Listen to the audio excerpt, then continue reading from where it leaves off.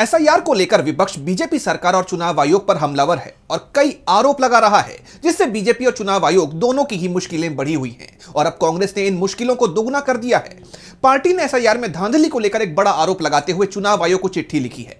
तो क्या है उस चिट्ठी में और क्या है ये पूरी खबर, जानेंगे इस रिपोर्ट में। विपक्ष एसआईआर को लेकर चुनाव आयोग से लगातार सवाल कर रहा है, जिसके जवाब में केंद्र सरकार और चुनाव आयोग ने चुप्पी साध ली है। इसी कड़ी में अब एक बार फिर कांग्रेस ने एसआईआर में घोटाले की बात कहते हुए चुनाव आयोग को पत्र लिखकर आरोप लगाया कि मतदाता सूचियों के विशेष गहन पुनरीक्षण वाले राज्यों में फॉर्म 7 का बड़े पैमाने पर दुरुपयोग किया जा रहा है। ऑल इंडिया कांग्रेस कमेटी के महासचिव केसी वेणुगोपाल ने फॉर्म 7 के गलत इस्तेमाल पर आपत्ति जताई है।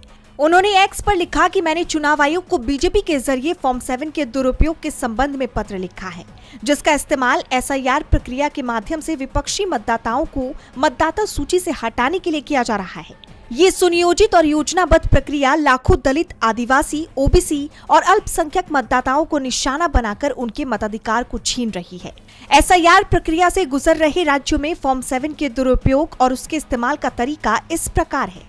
पहला चरण, चुनाव आयोग का फॉर्म 7 प्राप्त करना, जो किसी भी मतदाता को मतदाता सूची में किसी अन्य व्यक्ति के नाम के शामिल होने पर आपत्ति दर्ज कराने की अनुमति देता है। दूसरा चरण, बड़े पैमाने पर अस्पष्ट और फर्जी फॉर्म 7 छापना और फिर भाजपा का अपने कार्यकर्ताओं को हर बूथ पर आपत्ति दर्ज कराने के लिए कहना। तीसरा चरण, ये सुनिश्चित करना कि मतदाताओं को उनकी आपत्तियों के बारे में सूचित करने वाले नोटिस प्रभावित मतदाता तक कभी न पहुंचे। चौथा चरण, मतदाता का नाम हटाकर अंतिम सूची प्रकाशित करना।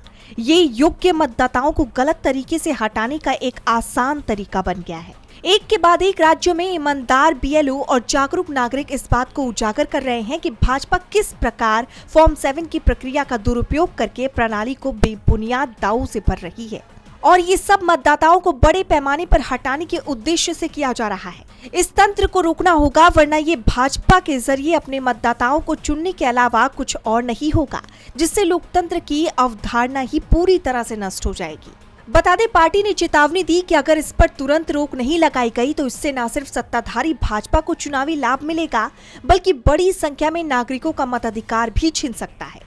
ये प्रक्रिया खासकर अनुसूचित जाति, अनुसूचित जनजाति, अल्पसंख्यक और वरिष्ठ नागरिकों जैसे कमजोर वर्गों को प्रभावित कर सकती है। पार्टी का कहना है कि फॉर्म 7 का इस्तेमाल जो जीवित नहीं है या दोहराव जैसे ठोस तथ्यों पर आधारित आपत्तियों के लिए किया जाना चाहिए, लेकिन इसका इस्तेमाल लक्षित तरीके से बड़े पैमाने पर मतदाताओं के नाम हटाने के लिए किया जा रहा है।